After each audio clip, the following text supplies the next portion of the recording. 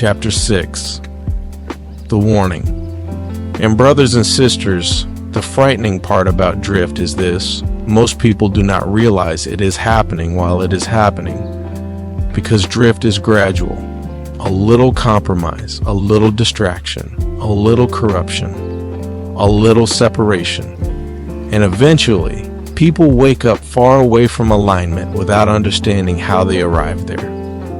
This is why Scripture repeatedly warns about hardening of the heart, because the longer mankind remains separated from the Most High, the more normal disorder begins to feel.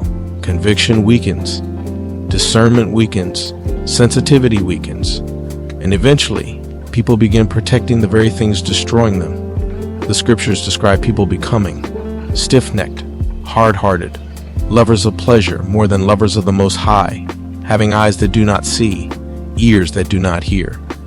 This is not merely rebellion anymore. This is adaptation to separation. And brothers and sisters, that is why modern Babylon constantly keeps humanity overstimulated.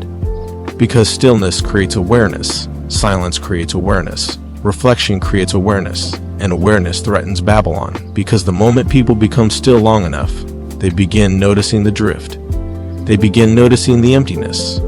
They begin noticing the fragmentation. And many people are beginning to feel that now. That strange feeling that something is wrong with the world. That humanity is losing itself.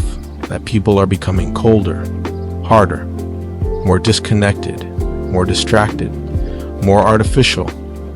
Brothers and sisters, Scripture already warned us this would happen, because separation progresses if it is not interrupted. The drift deepens if man continues following the flesh. And this is why the enemy fights so aggressively to keep humanity trapped in appetite, trapped in noise, trapped in stimulation, trapped in self-worship. Because flesh constantly pulls downward, but alignment calls upward. The flesh says, indulge, consume, escape, follow desire. But the Most High says, seek, endure, watch, pray, renew, obey. Two completely different directions. One accelerates separation. The other restores alignment. And brothers and sisters, this is why the battle for focus is spiritual. Because focus determines direction. And direction determines what man ultimately becomes. Which is why the next question becomes so important. What is this drift actually doing to humanity over time?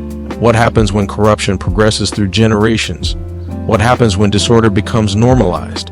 What happens when separation becomes civilization itself? And brothers and sisters, that is where we are going next. Chapter 7.